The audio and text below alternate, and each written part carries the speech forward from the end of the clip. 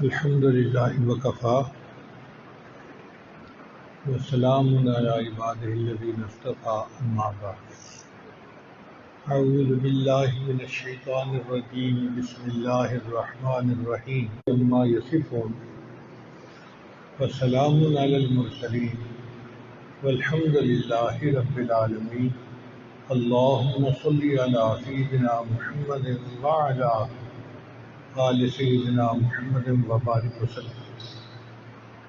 انسان دو چیزوں کا نام، ایک جسم اور دوسرا روح۔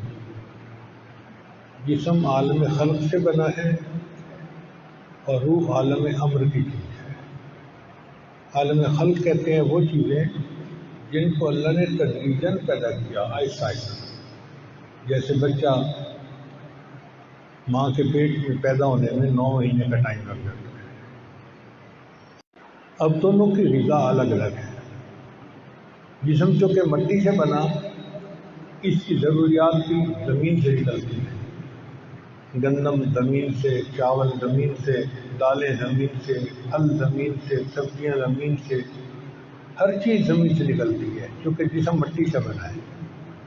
اور روح چونکہ اوپر سے آئی ہوئی ایک چیز ہے عالم امر سے، تو روح کی غذا بھی اوپر سے آنے والے انوار و تجلیات ہیں۔ چنانچہ ہمیں دو چیزوں کی ضرورت ہے، ایک جسمانی غذا کی اور ایک روحانی غذا کی۔ ہم جہاں جسمانی غذا کا بڑا خیال رکھتے ہیں، صبح دوپہر شام اہتمام کے ساتھ کھانا کھاتے ہیں اور کئی کھانے پکتے ہیں، ایک دن کا فاقہ ہم سے برداشت نہیں ہوتا، لیکن روحانی غذا کا خیال ہی نہیں کرتے۔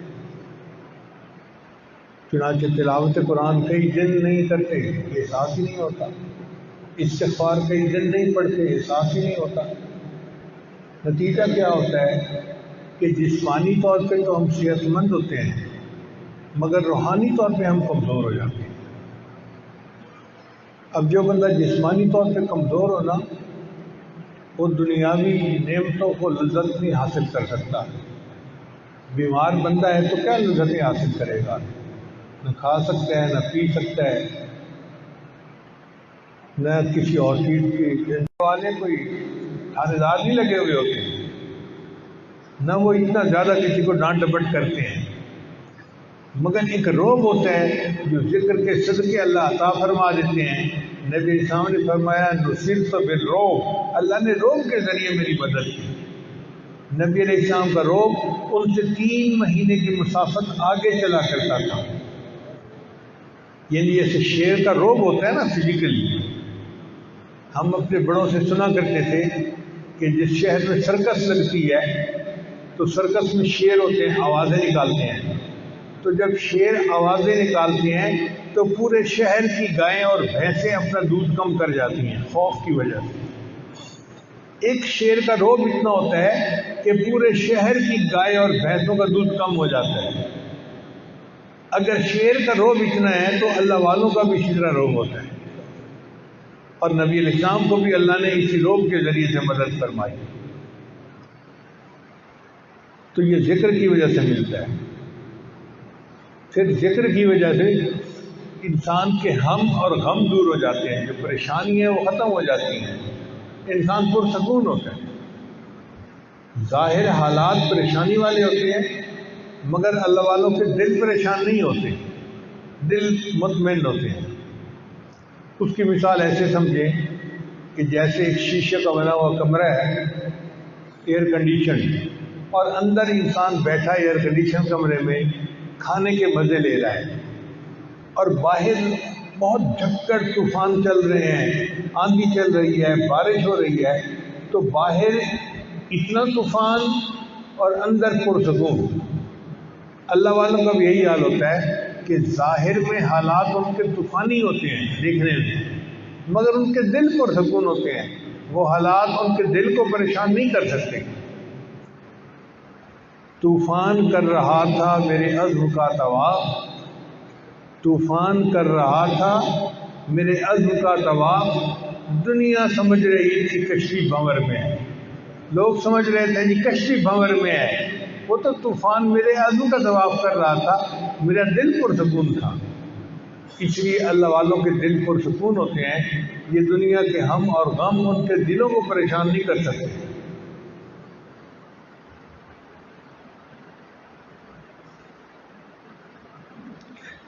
ابن تیمیہ رحمۃ اللہ فرماتے تھے کہ اللہ کا ذکر شفا ہے اور انسانوں کا ذکر دا ہے. دا کہتے ہیں بیماری کو. مخلوق کا تذکرہ بیماری ہے اور اللہ کا ذکر اس کی شفا ہے. اور آج آپ اگر غور کریں تو ہم 24 گھنٹے مخلوق کے تذکرے، 24 گھنٹے اس کی بات اس کی بات، اس کا تذکرہ اس کا تذکرہ، ہم 24 گھنٹے لگے ہی مخلوق کے ذکر میں ہوتے ہیں. تو ہم تو اپنی بیماری کو خود بڑھا رہے ہوتے ہیں. اب اس بیماری کا علاج اللہ کا ذکر ہے اور وہ کرتے نہیں تو بیماری دور کیسے ہو گئی؟ اس لیے اللہ کا ذکر کثرت کے ساتھ کرنا چاہیے تاکہ ہماری روحانی بیماری ختم ہو اور ہم جسمانی طور پر بھی زندہ ہیں، روحانی طور پر بھی زندہ ہو جائیں. اللہ تعالیٰ فرماتے ہیں فَاذْكُرُونِي أَذْكُرْكُمْ، میرے بندو تم مجھے یاد کرو میں تمہیں یاد کروں گا. اب اس کا کیا مطلب ہے تم مجھے یاد کرو میں تمہیں یاد کروں گا؟ اس کا یہ مطلب نہیں کہ ہم کہیں گے اللہ اللہ اللہ اور اللہ کہیں میرا بندہ بندہ بندہ، ایسا نہیں ہے. ہم اللہ کی عبادت کے ذریعے سے اللہ کو یاد کریں گے اور اللہ ہم پر رحمتیں برسانے کے معاملے میں ہمیں یاد فرمائیں گے. اس کو ایک مثال سے سمجھیں کہ جیسے آپ کے بیٹے کی جاب لگنی ہے اور انٹرویو پہ جانا ہے اور جس سے انٹرویو لینا ہے وہ آپ کا بڑا قریبی دوست ہے، تو آپ اپنے اس دوست کو فون کر کے کہتے ہیں یار کل میرے بیٹے کا انٹرویو ہے تو میرے بیٹے کو یاد رکھنا. اب بیٹے کو یاد رکھنے کی یہ مطلب نہیں ہے کہ وہ اکثر بیٹھ کے کہے گا مقبول حسین مقبول حسین مقبول حسین، نہیں. یاد کا مطلب یہ ہے کہ جب میرے بیٹے کا مسئلہ آپ کے سامنے آئے تو آپ نے اس کے حق میں فیصلہ کرنا ہے، اس کے ساتھ نرمی کا معاملہ کرنا ہے اور اس کو آپ نے جو ہے اپروو کر دیں گے.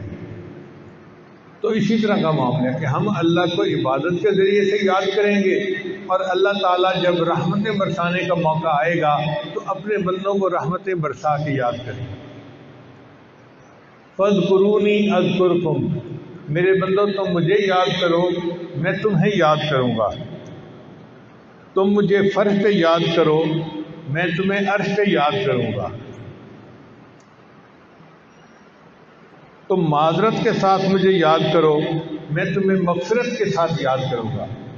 ہم استغفار کریں اللہ کے سامنے اور معذرت کے ساتھ یاد کریں، اللہ تعالیٰ مغفرت کے ساتھ ہمیں یاد کریں گے. تم میری عزت کرو میرے بندو، میں اس کے بدلے دنیا میں تمہیں عزتوں سے نوازوں گا. جو نیکی کرتا ہے دیکھیں دنیا میں اللہ تعالیٰ اس کو کیسے عزتیں دیتے ہیں.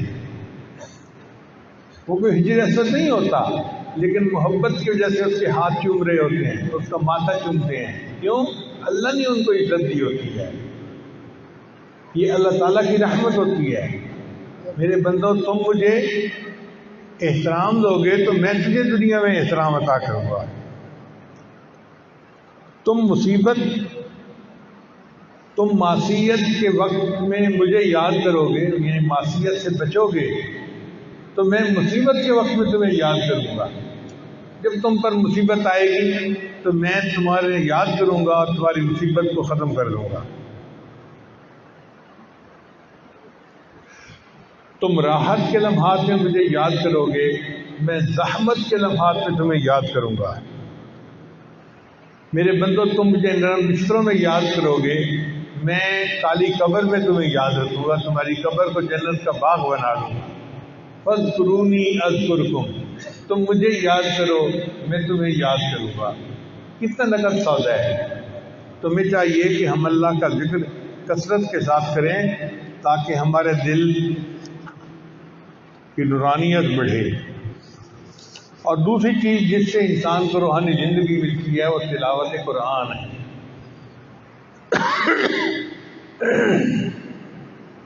قرآن مجید ہمیں روحانی زندگی دینے کے لیے بھیجا گیا ہے.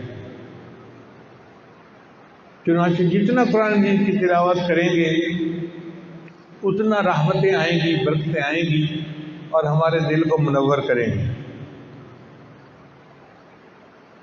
اللہ فرماتے ہیں یا ایھا الناس قد جاءکم موعظۃ من ربکم وشفاء لما فی الصدور، کہ تمہارے پاس اللہ کی طرف سے نصیحت آئی ہے اور جو سینوں کی بیماریاں ہیں ان کی شفا آئی ہے۔ تو جو دل کی بیماری ہے نا روحانی، قرآن مجید ان کے لیے شفا ہے اور ان کو اللہ تعالیٰ کے فضل سے ٹھیک کر دیتا ہے۔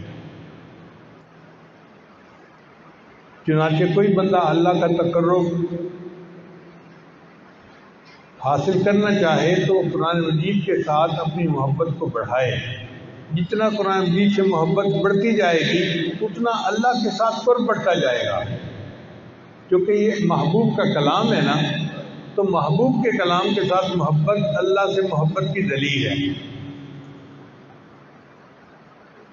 عثمان غنی عنہ فرمایا کرتے تھے لو طہرت قلوبکم ما شبعتم من کلام ربکم، اگر تمہارے دل پاک ہوتے تو قرآن مجید کی تلاوت سے تمہارا دل کبھی بھی نہ بھرتا۔ دل چاہتا میں اور پڑھتا رہوں پڑھتا رہوں پڑھتا رہوں، جیسے آئس کریم ہوتی ہے نا کہ بچے کھاتے ہیں تو ان کا دل نہیں بھرتا، پیٹ بھر جاتا ہے دل نہیں بھرتا، دل چاہتا ہے اور دل مانگے اور۔ اسی طرح جب دل پاک ہوتا ہے تو قرآن مجید کی تلاوت سے انسان کا دل نہیں بھرتا، دل اور مانگتا ہے اور تلاوت کریں اور تلاوت کریں۔ چنانچہ ایک دن میں ایک قرآن مجید کا پڑھنا ایک عام سی بات ہے۔ بہت سارے اللہ کے بندے آج بھی ہیں جو رمضان مبارک میں ایک دن میں ایک قرآن مجید کی تلاوت کرتے ہیں۔ امام شافعی رحمۃ اللہ رمضان مبارک میں 70 قرآن مجید کی تلاوت کرتے ہیں۔ امام اعظم ابو حنیفہ رحمۃ اللہ 63 قرآن مجید کی تلاوت کرتے تھے۔ 2 قرآن مجید تراویح میں پڑھتے تھے، نہیں ایک دن میں ایک رات میں، تو 30 ضرب 2 60 قرآن مجید یہ ہو گئے، اور 3 قرآن مجید تراویح میں پڑھتے تھے، تو 63 قرآن مجید امام اعظم پڑھا کرتے تھے۔ امام احمد بن حنبل ہر ہفتے ختم قرآن کا سلسلہ تھا، ان کا پوری زندگی کا معمول تھا۔ میں نے اپنی زندگی میں ایسے بڑوں کو دیکھا ہے جو ہر ہفتے ایک قرآن مجید ختم کرتے تھے۔ 7 منزلیں ہیں قرآن مجید کی۔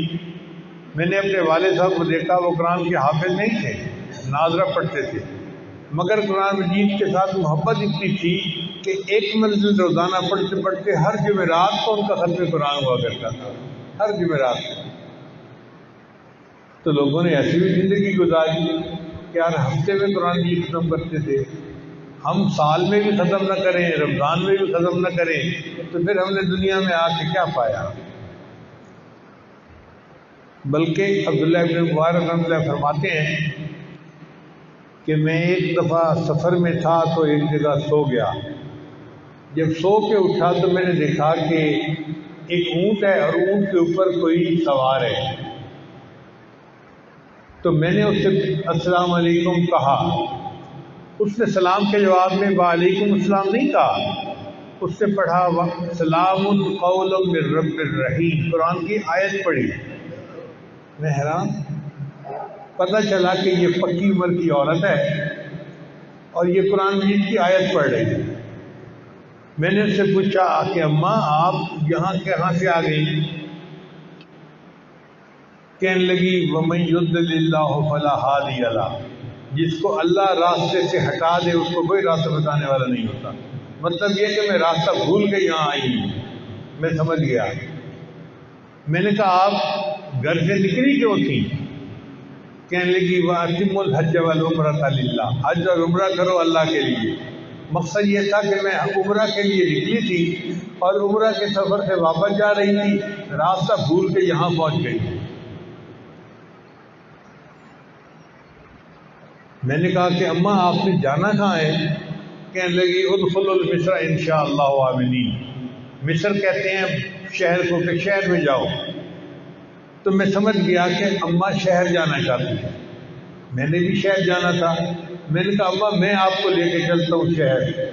کہنے لگی ان احسنتم احسنتم لانفسکم، اگر تم نیکی کرو گے تو نیکی کا بدلہ اللہ تمہیں عطا فرمائے. میں حیران بھی ہو رہا ہوں اور اس کے اونٹ کو لے کے چل بھی رہا ہوں کہ یہ کیسی عورت ہے، میری ہر بات کے جواب میں قرآن کی آیت پڑھتی ہے ویسے جواب نہیں دیتی.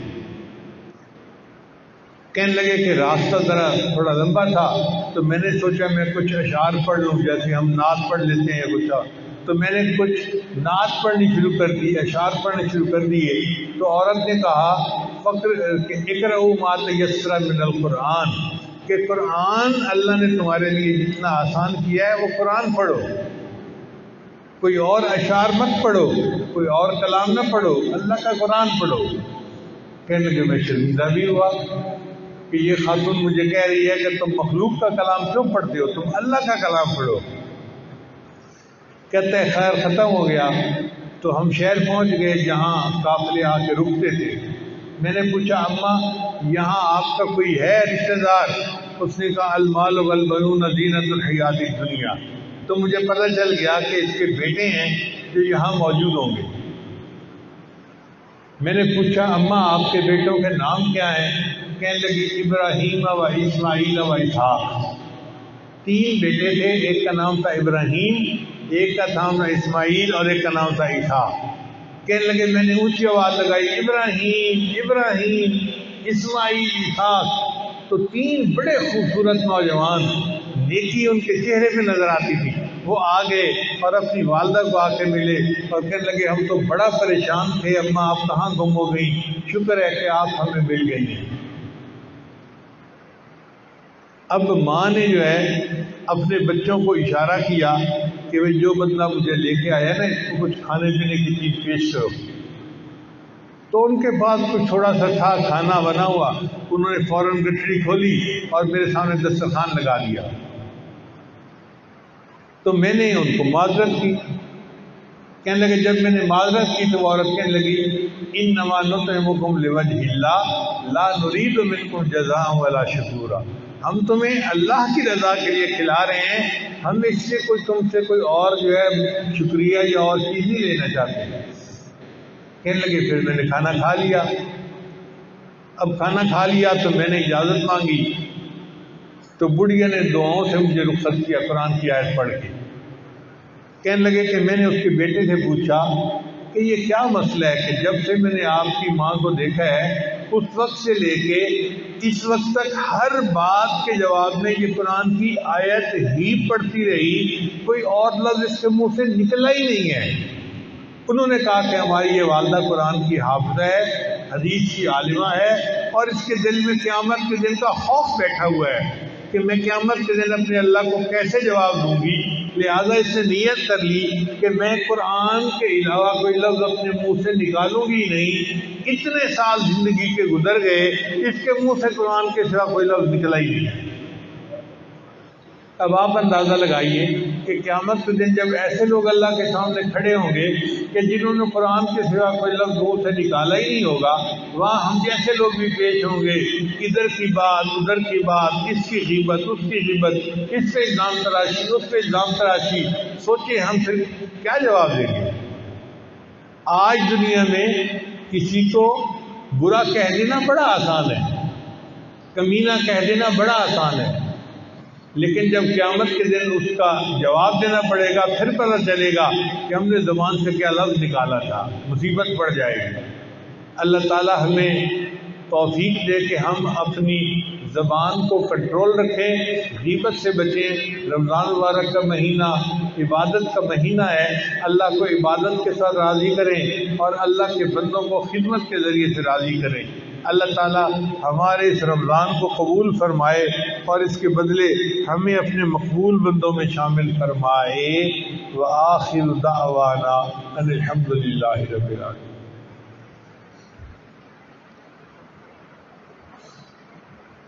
توبہ کے کلمات پڑھائے جائیں گے، سچے دل کے ساتھ یہ کلمات پیچھے پیچھے پڑھتے جائیں گے. پڑھیے بسم اللہ الرحمن الرحیم. لا الہ الا اللہ محمد الرسول اللہ. آمنت باللہ و ملائکتہ و کتبہ و رسلہ والیوم الآخر والقدر خیرہ و شرہ من اللہ تعالی والبعث بعد الموت آمنت باللہ کما ہوا باسمائہ وصفاتہ وقبلت جمیع احکامہ اقرار باللسان وتصدیق بالقلب اشہد ان لا الہ الا اللہ واشہد ان محمدا عبدہ ورسولہ استغفر اللہ ربی من کل ذنب واتوب الیہ برحمتک یا ارحم الراحمین۔ ان کلمات کو پڑھنے سے ہم تو طائب ہو چکے ہیں، چند معمولات ہیں جن کو باقاعدگی سے کریں گے تو اللہ تعالیٰ دل کو منور کریں گے۔ ان میں پہلا عمل ہے 100 مرتبہ استغفار صبح شام پڑھنا، استغفر اللہ ربی من کل ذنب واتوب الیہ۔ دوسرا ہے درود شریف صبح شام 100 مرتبہ پڑھنا، اللہم صلی علی سیدنا محمد وعلی آل سیدنا محمد وبارک وسلم۔ تیسرا ہے قرآن مجید کی تلاوت روزانہ کرنا، ایک پارہ پڑھے تو بہت اچھا، مشکل ہو تو آدھا پارہ صحیح، اور مشکل ہو تو ایک پاؤ پڑھے مگر پڑھے ضرور۔ چوتھی چیز ہے چلتے پھرتے ہر وقت دل میں اللہ کو یاد رکھنا، ہٹکار وال دل یار والے، اس کا مشتاق بن جانا۔ اور پانچویں چیز ہے مراقبہ۔ مراقبہ ذکر قلبی کا دوسرا نام ہے۔ نماز پڑھنے کے بعد تھوڑی دیر آنکھیں بند کر کے اللہ سے دعا لگا کے بیٹھ جایا کریں اور یہ محسوس کیا کریں کہ اللہ کی رحمت آ رہی ہے، میرے دل میں سما رہی ہے، میرے دل کی ظلمت اور سیاہی دور ہو رہی ہے، اور میرا دل اللہ اللہ اللہ اللہ بول رہا ہے اور میں سن رہا ہوں۔ انشاءاللہ یہ 10-15 منٹ کا مراقبہ دل کو منور کرے گا اور آپ اس کی برکت کو خود محسوس کریں گے۔